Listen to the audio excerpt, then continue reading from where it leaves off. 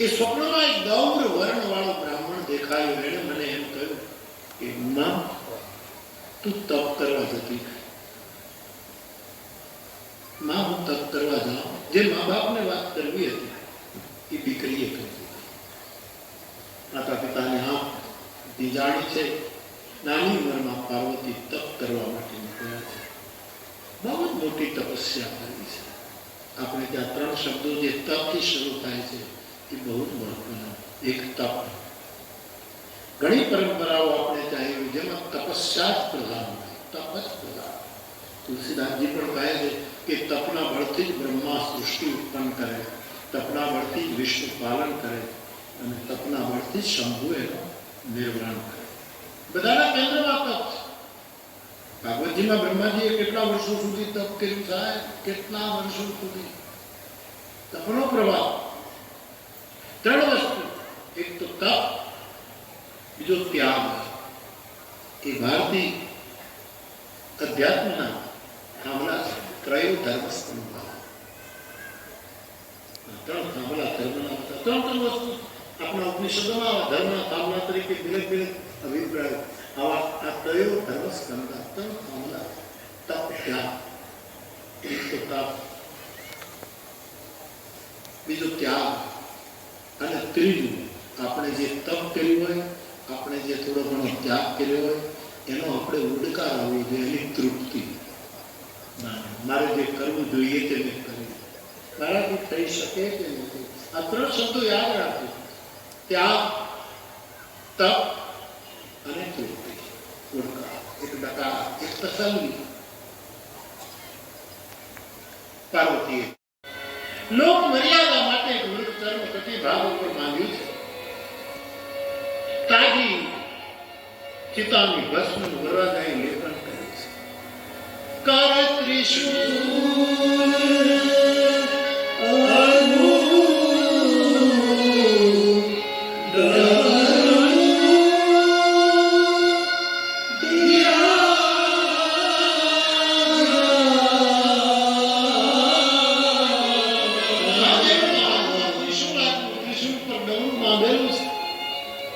વાહન તરીકે ઊંધો બેલ વૃષભ એની સવારી કરી. ભસ્મનો લેપ છે. લલાટમાં ચંદ્ર શોભે છે. ગંગાની ધારા ધીરે ધીરે ધીરે વહી રહી. ઉપરથી જોવામાં અશુભ વેશ લાગે પણ અંદરથી તો શિવધામ કૃપાલ. મારો મહાદેવ કલ્યાણનું મંદિર છે, કલ્યાણનું ધામ છે.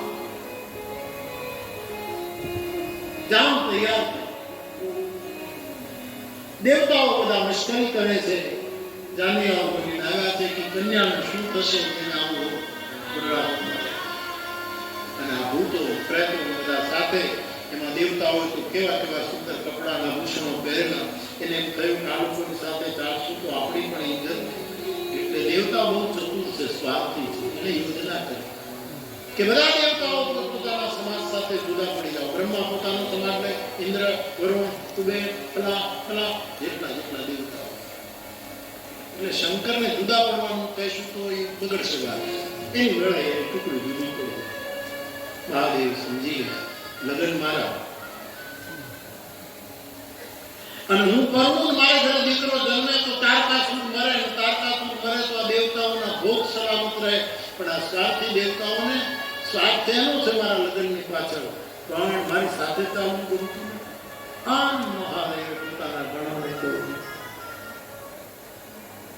વીરભદ્ર, શિવભદ્ર, આવા બધા જે ગણો હતા આવો. આ દેવતાઓ આપણી મજાક કરે. લગ્ન મારા, સ્વાર્થ એનો, અને આપણી સાથે કોઈને ચાલવું નથી. કારણ કે આપણો સમૂહ નાનો છે. મિત્રો, આ દુનિયામાં સ્મશાન કેટલા છે? પણ ઘણી એમ તો કે મૃત્યુ તો બધે હોય ને, બધે જ હોય. મારી તમે તો દેવતા બધે જ હોય. તો પછી માણસ મરે ત્યાં કોક ને કોક તો ભૂત પ્રેત થાય જ. આખી દુનિયામાં ભૂત પ્રેત છે કે હા, એ બધા આપણા માણસો છે કે હા. તમે એક કામ કરો, સાબર મંત્રનો પ્રયોગ કરો અને બધા જ આપણા ભૂત પ્રેતો આખી જામિયા તરીકે બોલાવો અને એના ગણોએ સાબર મંત્રનો ઉચ્ચાર કર્યો. આખી દુનિયામાં શંકરના લગ્નમાં ભૂત પ્રેત આવ્યો. આખી દુનિયા તમે અંદાજ કરો. અત્યારે એક કથા હોય, રામકથા, અને અમે શિવ ચરિત્ર કહીએ ત્યારે કેટલા દેશના ભૂતો આવે છે. આમાં ઘણા લંડનથી ભૂતો આવ્યા છે, અમેરિકાથી તો આખો ભૂત પરિવાર આવ્યો છે. આ જગુમામો આખો બધા અમેરિકાથી, આફ્રિકાથી આવ્યું છે કોઈ ભૂત. એટલે આમાં ખરાબ અર્થમાં નહીં, આપણે પંચભૂત છીએ, પાંચ ભૂતના આપણે પુતળા છીએ સાહેબ. આખી દુનિયામાંથી મારા મહાદેવની જાનમાં ભૂત પ્રેત આવ્યા. ફરક એટલો કે હિન્દુસ્તાનના ભૂત પ્રેત હતા એ હર હર બોલતા હતા. અમેરિકા અને બ્રિટનથી આવેલા બધા શંકરની સાથે ભૂત પ્રેતો આવેલા પરદેશી બધા શિવજીની સાથે હર હર ને બદલે હાય હાય.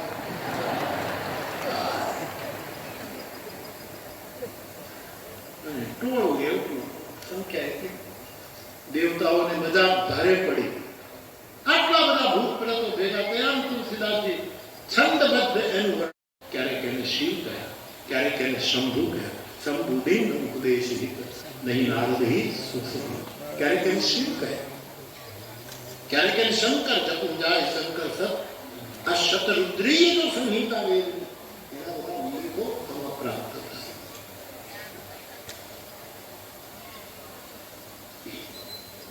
અગુણ અમારા માતા પિતા હિના અને કોઈ મા બાપ નહીં. શંકરને કોઈ માતા પિતા, એનો જન્મ જ નથી થયો. માતા પિતા એક જ પરમ તત્વ આપણે કહેવું છે કે જે અજન્મા. રામ જન્મે છે, યદ્યપિ એ બ્રહ્મ છે, મૂળમાં અજન્મ, પણ કૃષ્ણ જન્મે છે. શંકરનો જન્મ, શંકરના માતા પિતા જ કોઈ. તમારી દીકરીને એવો પતિ મળશે જેને કોઈ મા બાપ જ નહીં. માતા પિતા ન કહ્યું. પહેલો એક સમય એવો હતો કે દીકરી એને ઘરે જાતા, છોકરાને મા બાપ હોય, સાસુ સસરા હોય, એટલે અમારી ખોટ ન પડવા દે, એને અમારા જેવું વેતા એવું. અત્યારે ઉલટું થઈ ગયું. કોઈ એમ કે સાસુ સસરાનું કરી જ નાખો, કરી જ નાખો, રાત્રે ઘડી ચાંદા કરી જ નાખો. સાસુ અને સસરાનું હોય તો દીકરી આપી, પણ સાસુ સસરા એ બીજા મા બાપ છે. મારી દીકરી આ પહેલાનો સમય હતો ત્યારે આવા મા દુઃખી તો હિના, એનું દુઃખ થયું. કરે મારી દીકરીને કોઈ સાસુ નહીં, સસરો નહીં, એની પીડા. શિવ અજન્મા છે, એને માતા પિતા. ગંધર્વરાજ કૃષ્ણદંત કહે છે અજન્માનો લોકા, તું અજન્મા છે. શિવજીના લગ્ન જ્યારે સતી સાથે થયા અને ફેરા ફરતા હતા ત્યારે ગોરદાદાએ વરરાજાને પૂછ્યું કે તમારા પિતાનું નામ શું? શંકર ભગવાન ચૂપ રહે, કારણ કે કોઈ પિતા તો છે જ નહીં, અજન્મા છે. ગોરદાદાએ કીધું રાજા બેન્ડ વાગે છે એટલે કદાચ તમને સંભળાયું નહીં, પણ તમારા પિતાશ્રીનું શુભ નામ શું છે? શિવજીએ જવાબ. ત્રીજી વાર પૂછે અને શંકરની ભ્રકુટી કરી કે મારે કોઈ બાપ જ નથી, હું અજન્મા પરમ તત્વ છું. ગોરદાદાએ જીત પકડી, તમારે પિતાનું નામ લેવું જ પડશે, અમારે લગ્નનો નિયમ છે, તમારે લેવું જ ના પડશે. એ વખતે નારદજી ઉભા થયા. ત્યાં બ્રાહ્મણ દેવતા જીત છોડતા નથી, અને શંકરને જો ગુસ્સો આવ્યો તો આખો લગ્ન મંડપ હળગાવી નાખશે. એમાં નારદજીએ દરમિયાનગીરી કરી. શિવજીની પાસે જઈને કાનમાં કીધું કે પિતાનું નામ પૂછે તો કહી દઉં, પણ કે મારે તમે નથી જાણતા નારદજી, તમે ઘરના માણસ થઈ ગયો, મને આટલું કહ્યું, તમને ખબર નથી હું અજન્મા?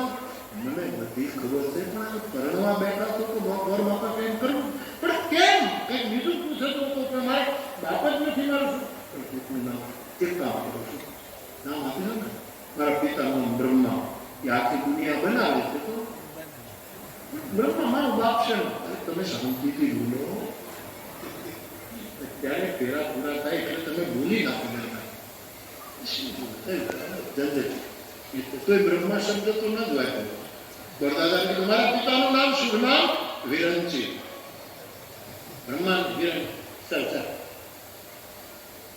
ચાલ, ધન્યવાદ, આશીર્વાદ દુલ્હા રાજા. હવે તમારા દાદાનું નામ બોલો.